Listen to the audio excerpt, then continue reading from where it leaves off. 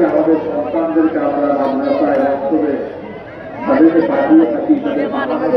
আমাদের একটি উদ্দেশ্য থাকে কিনা বলেন, আমাদের উদ্দেশ্য হলো বলে সত্যি না অর্থাৎ তালিম নেওয়ার জন্য, শিক্ষকের তালিম নেওয়ার জন্য তাদেরকে মানুষের জীবনে একজন সুস্থ ব্যবস্থা, একজন সঠিক গাইডলাইন, একজন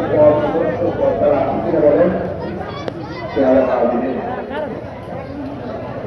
প্রত্যেক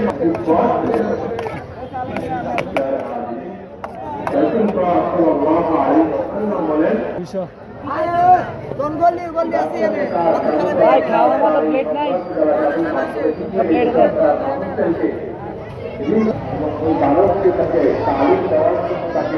চিকিৎসা দিয়ে তাকে তার তোলার জন্য, তার প্রতি তাকে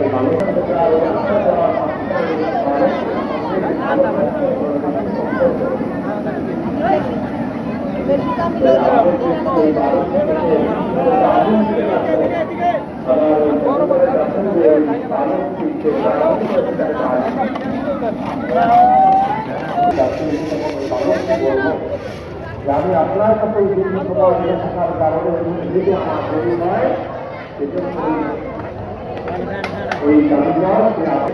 আবার বাড়িতে যাবে, আমাদের থাকবে।